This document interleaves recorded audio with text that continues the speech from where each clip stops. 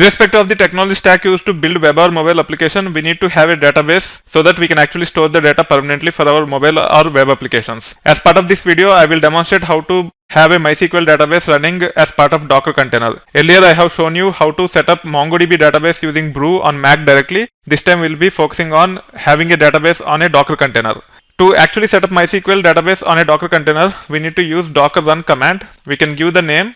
Let me give the name as MySQL DB.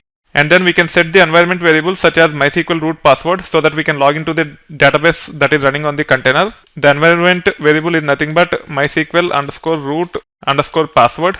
Let me give it as ITversity. And then I want to map the port number 3306 of the MySQL database running on a Docker container to local port 3306. For that, I have to use -p and then 3306, which is the local port, bound to 3306 running on this container.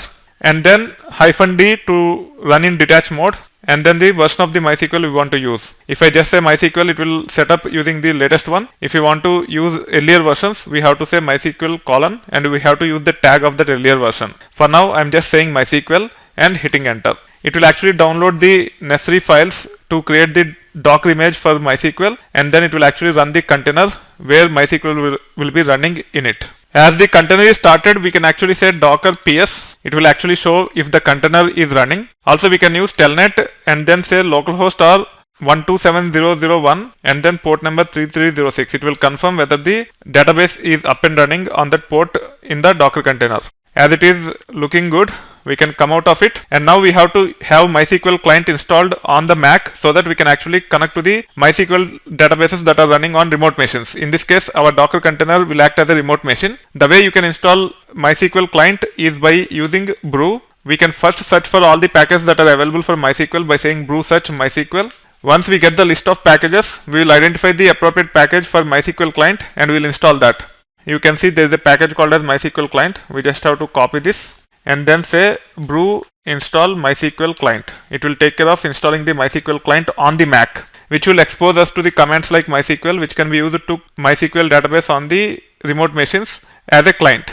As installation is done, we have to run this echo export command to update the path as part of the items ZSHRC file. So we just have to copy paste, otherwise we will not be able to identify the MySQL commands. If I say MySQL now and hit enter, it says command not found. But if I run this command to redirect to this .zshrc and then say MySQL, if it is still saying command not found, we can actually say dot space tilde slash dot zshrc. We can run the script that is part of it, or we can actually restart the terminal. Either way, we should be able to access the executables that are part of this location, which is just added by running this command. Now I can say MySQL and hit enter. Now it is not saying command not found, but to connect to the database, I have to use MySQL -u for user. In this case, user is nothing but root, and then -h to pass the host. When MySQL is running in Docker container in the Mac, we will not be able to use localhost like this.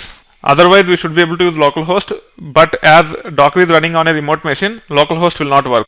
Let's see what it says. MySQL -u root -h localhost and then -p for password. Once you hit enter, you can enter the password, which is nothing but ITversity, and you can see that it is not able to connect.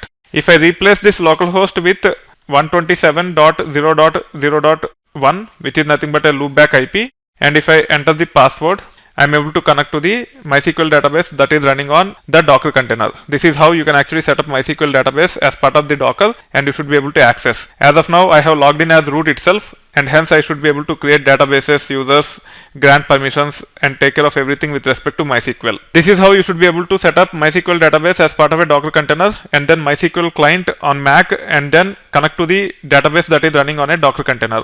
Same steps can be followed with any database that is available in the market today, as long as there is a Docker image for us. That being said, make sure you are comfortable of using Docker in creating the databases.